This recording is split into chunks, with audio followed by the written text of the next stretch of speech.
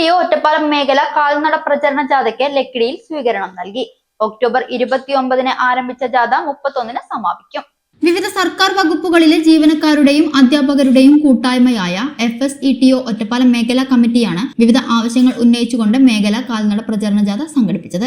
FSCTO ജില്ലാ secretary Mahesh ജാഥ ക്യാപ്റ്റനായ കാൽനട പ്രചരണ ജാഥയ്ക്ക് ഒക്ടോബർ 29 കടമ്പഴിപ്പുറത്തു നിന്നാണ് പ്രചരണം ആരംഭിച്ചത്. 3 ദിവസം നീണ്ടു നിൽക്കുന്ന കാൽനട ജാഥ വെള്ളിയാഴ്ച ഒറ്റപ്പാലത്ത് സമാപിക്കും. ലക്കിടിയിൽ നൽകിയ സ്വീകരണ യോഗത്തിൽ ലക്കിടിപ്പേരൂർ പഞ്ചായത്ത് പ്രസിഡന്റ് സുരേഷ് അധ്യക്ഷത വഹിച്ചു. ഗിരീഷ് മാസ്റ്റർ മുഖ്യപ്രഭാഷണം നടത്തി. സംയുക്തമായി ഇത്തരം സമരങ്ങളിലേക്ക് ഇറങ്ങാറുള്ളത്.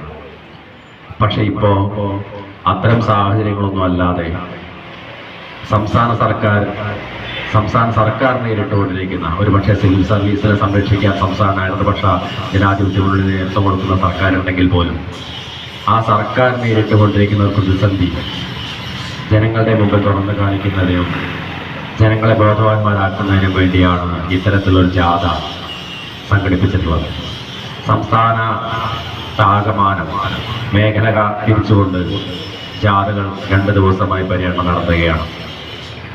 മിനിഞ്ഞാന്ന് കടമ്പളപ്പുറത്ത് നിന്ന് ആരംഭിച്ച് ഇന്നലെ അമ്പലപ്പാറയിൽ സമാപനം നടത്തിയ ജാഥയുടെ 2ാം ദിവസ പര്യടനമാണെന്ന് ലക്കിടി കൂട്ടുപാതയിലെ 2ാമത്തെ സ്വീകരണ കേന്ദ്രത്തിലെത്തിയിട്ടുള്ളത്.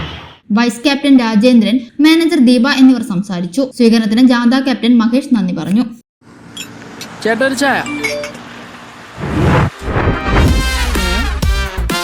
സൂപ്പർ ഫാസ്റ്റ് ആണല്ലോ. ഇതിന്റെ കേരള വിഷൻ വൈഫൈയാ? ഫാസ്റ്റ് ഒക്കെ തന്നെ, പക്ഷെ Kerala Vision wifi connection free ആണ്. ചായ ഫ്രീ അല്ല, കാശട് Kerala Vision free wifi connection. Free ആയി കണക്ട് ആവൂ.